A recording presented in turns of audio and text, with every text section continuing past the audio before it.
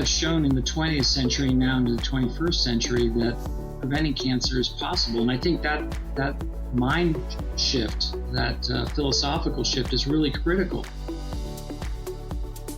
We need to do a better job of educating people, of educating providers, of educating investigators, and educating Congress. Welcome to HealthCast, the heartbeat of health IT. I'm your host, Melissa Harris, and welcome back to our National Cancer Act 50th Anniversary Commemoration miniseries. As we enter this fourth episode in the miniseries, I have some special news to share. We originally planned to release episodes for this miniseries every other month throughout this year, leading up to the National Cancer Act's official anniversary in December. But thanks to your great feedback about the series, we see that there's more to the history of progress against cancer than we could fit into just 6 episodes. Starting now, you'll see an episode for this mini-series every month through December. This great change in plans will make this an 8-part mini-series. I'm so excited about this announcement, and I hope you are too. With that housekeeping done now, let's get into today's episode, which will center around cancer prevention.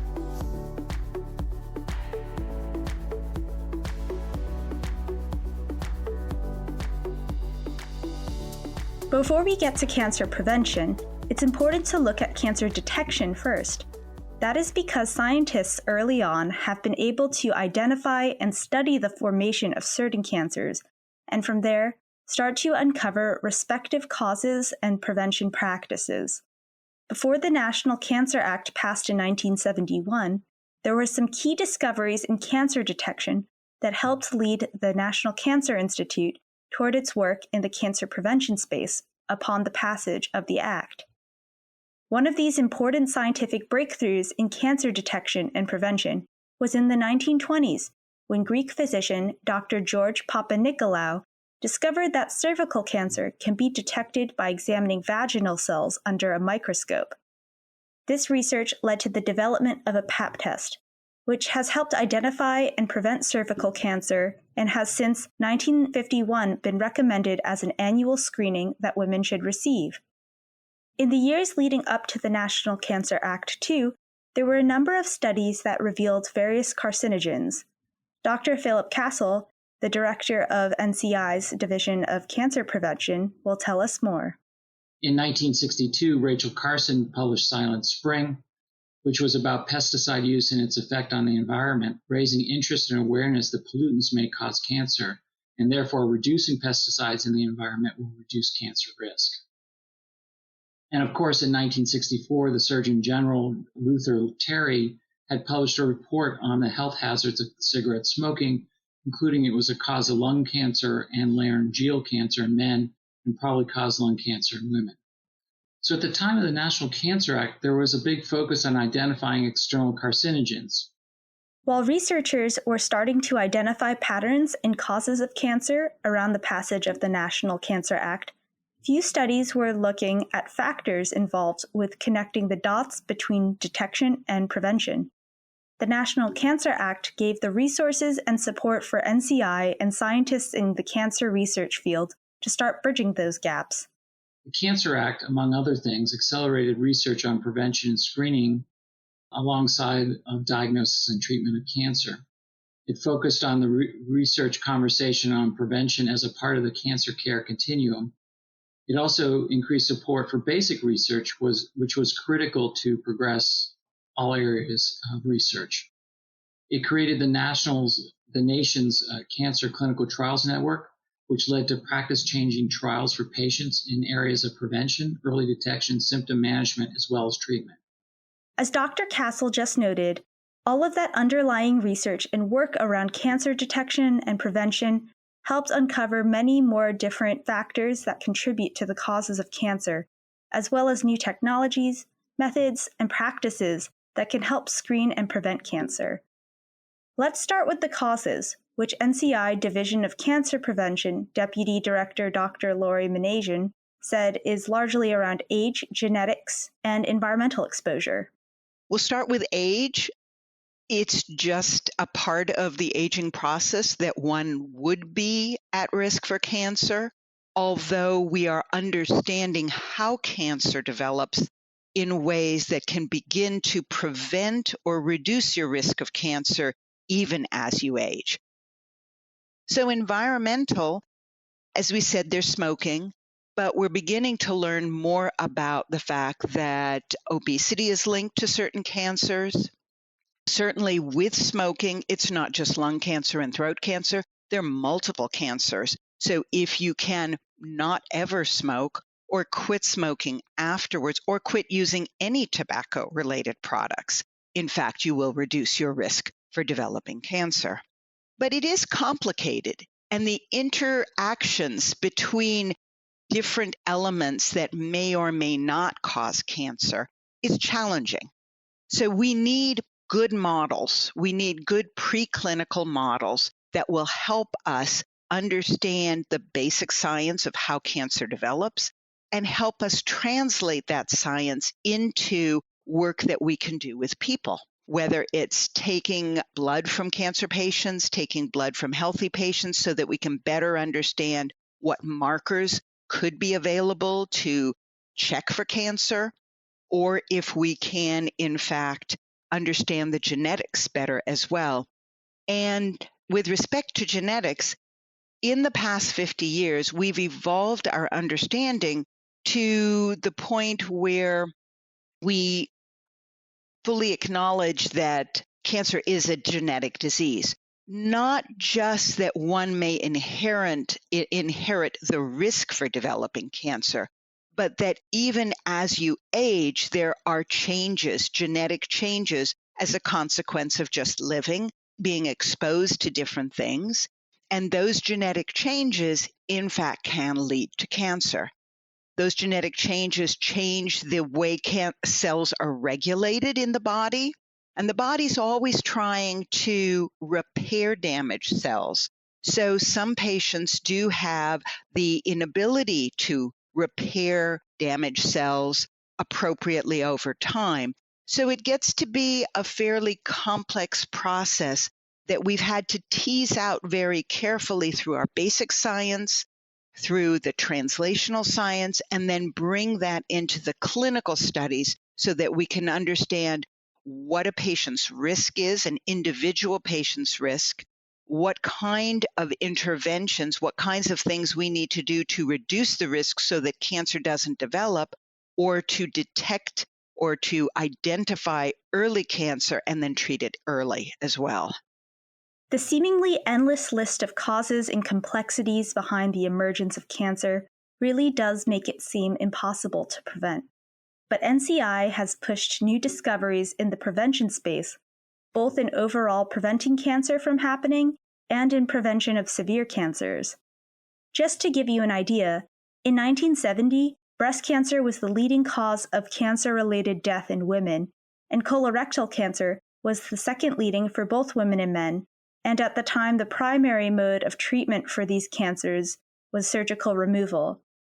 Not only have the treatments evolved over time, but now we have screenings like mammograms and colonoscopies and treatments like tamoxifen to help prevent these cancers from happening in the first place.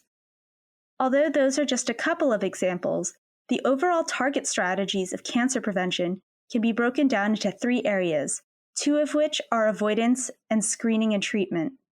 So there's a lot of ways that we can avoid cancer, right? So smoking, of course, is a big cause of cancer. There's lots of cancers for which we can screen for. There are many that we can't, but there are some that we can. And we don't always avail ourselves of those opportunities. So we can screen for cervix, we can screen for breast, we can screen for hepatitis C virus, which is the cause of liver cancer. The third major focus area is vaccination. We have 2 vaccines to date that actively prevent cancer, the human papillomavirus vaccine, or the HPV vaccine, which is approved for boys and girls aged 12 and above. That will prevent cervical cancer and some other cancers. There is the hepatitis B vaccine, which now babies get at birth, and that will prevent liver cancer. So we've got 2 vaccines that are approved by the FDA for cancer prevention. One way to look at the convergence of all of these methods is in the prevention of cervical cancer. Earlier, I mentioned that the Pap smear test, a screening technique, was one of the earlier methods of detecting and preventing cervical cancer.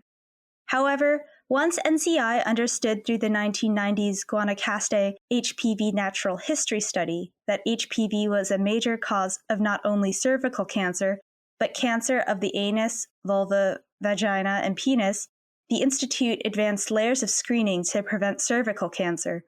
Once we understood that HPV was the obligate viral cause of cervical cancer, it led to 2 revolutionary advances. Prophylactic HPV vaccination to prevent HPV-related cancers, including cervical cancer, what we call primary prevention, and HPV testing for cervical cancer screening, what we call secondary prevention. Both are incredibly effective, and as a result, replacing Pap smears or cervical cytology as the standard of care for prevention of cervical cancer. And the Guanacaste natural history study led to conducting the first independent NCI-led HPV vaccine trial, also in Costa Rica. One of the key steps in developing the evidence that HPV testing was more effective than Pap smears and cervical cytology was the NCI-sponsored ALTS for ASCUS LCIL triage study, a randomized controlled trial in the late 1990s and early 2000s that demonstrated that HPV testing of women with an equivocal Pap result found nearly all the women with cervical precancer and reduced the number of women needing follow-up care by half. Eventually, as the evidence became available, it became clear that the roles of the test should be reversed. Test for HPV to find who has the necessary risk factor for cervical cancer, then use Pap smears and cervical cytology for those who are HPV positive to decide who needs further evaluation. Now, piggybacking off the progress NCI has made in advancing cervical cancer prevention, the Institute is leveraging its Moonshot Initiative, a program founded at the end of 2016 to accelerate cancer research. It largely centers around accessibility, but I'll let Dr. Castle continue this story. As part of the NCI Moonshot to accelerate cervical cancer prevention and control, the NCI is conducting a series of studies to develop more robust ways to deliver HPV-targeted prevention strategies to everyone in the world, especially those living in low and middle-income countries. This includes developing lower-cost HPV tests and an artificial intelligence method that works off a smartphone to triage HPV-positive women to decide who needs immediate care, and determining whether a single dose of HPV vaccination is as good as multiple doses. And as the result of these HPV-targeted approaches for prevention of cervical cancer, the World Health Organization is now calling for the elimination of cervical cancer as a public health problem globally. Finally, we know that 13,000 women continue to be diagnosed with, and over 4,000 women continue to die of cervical cancer annually in the United States. Over half of the new cervical cancer cases in the United States are among the women who have never been screened or are infrequently screened, reflecting barriers presented by socioeconomic disparities, geographic inaccessibility, among other factors. NCI is starting a clinical study of home self-sampling for HPV testing to overcome some of these real barriers, both for women living in the U.S. and elsewhere, which will help the WHO cervical cancer elimination campaign. NCI has made progress in prevention and mitigation of other cancers too, with treatments and screenings. One of these cancers is breast cancer. In 1970, just to give a little preamble, there was no systemic therapy, there was no IV drugs or pills to take for breast cancer. It was simply a removal of the breast to treat breast cancer. Over time, we've learned that when you give a drug after you've had that surgical removal, you can prevent the recurrence of breast cancer. In some of the studies that we have done over time, we've actually demonstrated that in early stage breast cancer patients, not only can we reduce the risk that the breast cancer will come back, we can also reduce the risk that new breast cancers can happen. And so that was really a pivotal finding and led to the approval of a drug called tamoxifen that has been shown not only to reduce the risk of developing a new breast cancer, but also even to take breast cancer lesions that are not cancer lesions, but are precancer lesions, and treat them so that they never become cancer. There have been some challenges along the way in terms of the side effects of the drugs. And so over this period of time, we've taken metabolites, of these drugs and put them into a cream, if you will, so that women can actually use it as a topical agent and reduce the side effects that would come with it.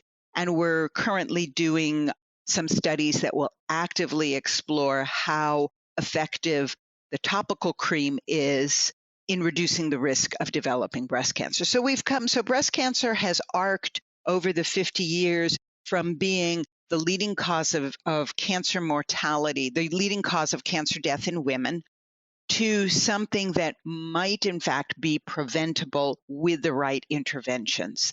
The other thing we've learned in this 50 years is that breast cancer is not one cancer. It's at least 5 different kinds of cancer that need different kinds of treatment. And so our understanding of how to target our therapy to the different kinds of breast cancer makes it a bit more challenging to think about how we might prevent it overall, because now we have to prevent not 1, but 5 different kinds of breast cancer. While these examples about cervical and breast cancer are 2 that show the arc of progress the past 50 years or so, I also asked the doctors about the future of cancer prevention, which is largely centered around precision medicine, a topic that we've mentioned in previous episodes in this mini-series. So typically, when people think about precision cancer prevention, they think about the molecular basis of cancer. And what I mean by that is understanding the biologic process in cancer and then using that information to develop a strategy to intervene. So whether it's a pathway, a biological pathway that we can interrupt, or there's a biomarker that shows that you're at increased risk, in which we can then go in and say, okay, we're gonna take a biopsy, we're gonna examine you more closely to really see what's going on, and if you have something that looks like precancer, we're gonna remove it. But precision cancer prevention goes beyond that, and I've been giving a lot of thought about that. So what I mean is that we can think more broadly about precision cancer prevention, really talk about the who, what, where, when, and how of precision cancer prevention. And what I mean by that is that we can decide who needs the intervention, what kind of intervention they need, where we deliver that intervention. That where could be, we could do it at home, we could do it at the clinic. We can think about the how of the delivery. So some of the work that we're doing in the division now is, rather than taking systemic tamoxifen to prevent breast cancer in high-risk patients, we can deliver it topically. And so by delivering it topically, we get the active agent, in this case tamoxifen, to the tissue that we're trying to protect without exposing the rest of the body to tamoxifen, which can only lead to side effects. While precision cancer prevention and many other methods we just discussed are helping NCI pave the path to the future of cancer prevention, there are still a number of challenges that we face in the prevention space. One of those is in advancing prevention for people who are genetically predisposed to get certain cancers. The primary mode of prevention for these kinds of individuals is unfortunately just surgical removal, and while that can help, organ removal isn't always the most practical. Fortunately, NCI is trying to understand better ways of navigating cancer prevention when genetic predispositions come into the picture. I think the challenge with genetic mutations right now is that we are extremely good at identifying potential genetic mutations. We don't really understand the natural history of what those mutations may mean. So in fact, there are more genes that put people at risk for potentially breast cancer and other cancers, the ATM mutation, RAD54, and other mutations. And we don't really understand what an individual person's risk is, what the family member's risk is for that. We're in the process of studying ovarian cancer much more concretely. And to give an example there, we do know that in the case of ovarian cancer patients, if we look at the genetic markers in their tumors, we would actually treat a patient differently, give them different therapy for their ovarian cancer based upon the genetic testing. Okay, that then allows the patient to know what their tumor genetic is, as well as what their individual genetics are. And if in fact they are at risk, then one of our programs is exploring different ways to then allow family members to be tested, given that, mom or a sister or an aunt or somebody else in the family has this, they then can be tested. Well, then how would you then intervene for those women with that risk? Amid these programs NCI is doing for genetic testing, we have still learned over the past 50 years since the National Cancer Act passed that certain surgical procedures can still help individuals who are genetically predisposed quite a bit. For instance, in the last 50 years, NCI discovered that the most lethal form of ovarian cancer starts in the fallopian tube, not the ovary. So, NCI is doing work exploring how fallopian tube removal, or tying, can help reduce severe and lethal forms of ovarian cancer. We do have some ongoing studies in women right now to explore what it means to remove the tubes first and see how much that may reduce their risk of ovarian cancer. And then later in life, potentially after menopause, remove their ovaries as well. But it gets very complicated. And one of the things we have seen in the spillover from this outside of oncology is we've actually seen gynecologists decide and start to implement a different form of sterilization.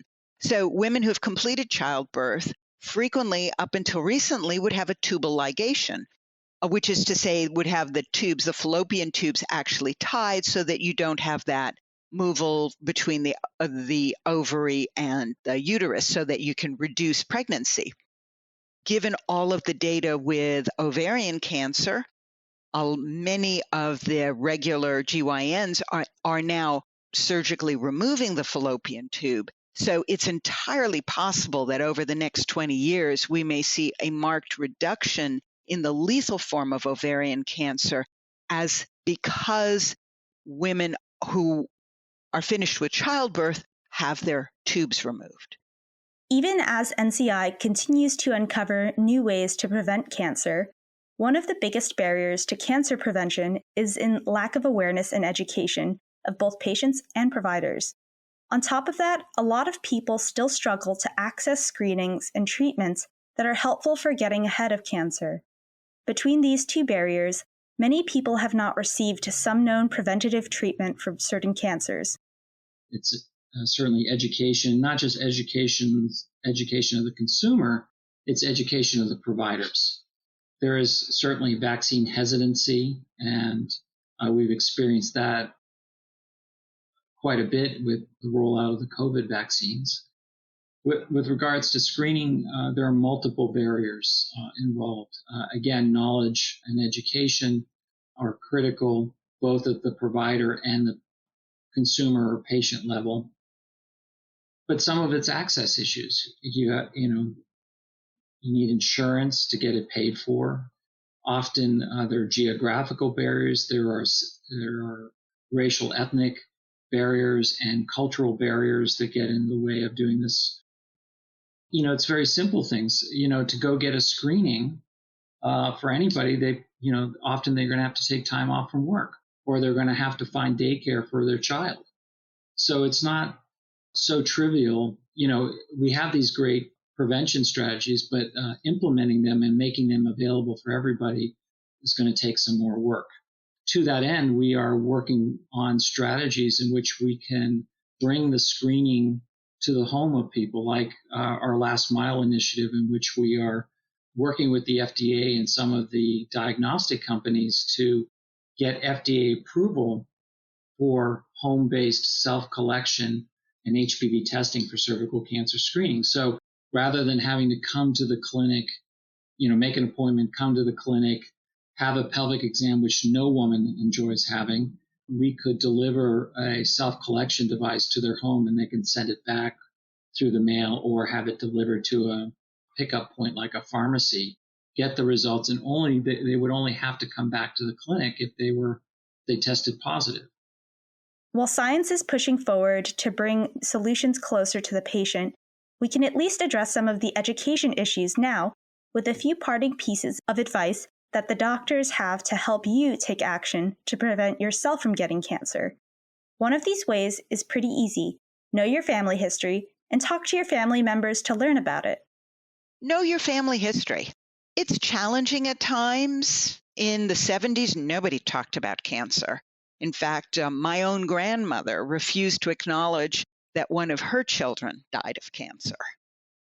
So we've come a long way just in being able to talk about cancer and being able to understand and communicate about the risks for cancer and cancer prevention. There are other really important steps you could take too with your health, which Dr. Castle went more into. We strongly discourage people from starting to use tobacco products. If they are, we encourage them to stop. But yet, as we know, in the United States, about 1 in 14 adults and 1 out of 8 high school students still use tobacco products. Avoiding weight gain by eating a healthy diet and exercising reduces cancer risk, partly because obesity and type 2 diabetes, which is linked to weight, contribute to the development of several cancers. Second, we have effective vaccines that prevent cancer-causing infections. Vaccination against human papillomavirus, or HPV, is highly effective and very safe at preventing HPV, which causes virtually all cervical and anal cancers, as well as many penile, vulvar, vaginal, and oropharyngeal cancers. Yet, more than 50% of adolescents ages 13 to 17 years old have not completed their HPV vaccine series. Hepatitis B is a major cause of liver cancer worldwide, and although these vaccines have existed for more than 40 years, approximately 75% of Americans have not been vaccinated against it. There's also strategies that using non-vaccine agents to prevent cancer, including daily low-dose aspirin for some people at risk of colorectal cancer, selective estrogen receptor modulators such as tamoxifen and raloxifene for women at elevated risk of breast cancer, like those who are BRCA1 carriers. Third, screening tests are proven to reduce the number of cases and deaths of certain cancers. These include screening for colorectal cancer, lung cancer, cervix cancer, and breast cancer. And for example, in lung cancer, which is something that's become available in the last decade, lung cancer screening, we have less than 10% of the people who are recommended for lung cancer screening getting lung cancer screening even today. So that's a real problem, and lung cancer is a highly lethal cancer. So there's a lot that we can do to reduce our risk now, and through research, we really are hoping that we can come up with new strategies to reduce risk in the future. While cancer can be really scary and uncertain in many regards, you can see that there are at least a great number of ways that you can get ahead in protecting yourself from cancer. These past 50 years of work that NCI has done has helped us get to where we are now with the great knowledge and technology we have to mitigate cancer before it happens, and it'll be great to see what NCI does as it pioneers the future in this field. Thank you to Drs. Castle and Minasian for your great insight today, and thank you listeners for tuning into HealthCast for this episode in our National Cancer Act Anniversary miniseries. Remember that we're releasing the episodes now for this miniseries monthly throughout the end of the year, and you could tune in next month to our 5th episode, which will be on childhood cancer. Thank you so much for sticking around, And if you want to stick around for more content, subscribe wherever you listen to your podcasts. I'll see you next time.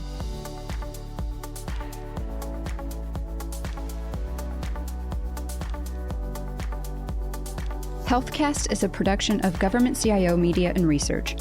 For more podcasts, head to governmentciomedia.com/podcasts. HealthCast is produced by Amy Kluber, hosted by Melissa Harris and Adam Patterson.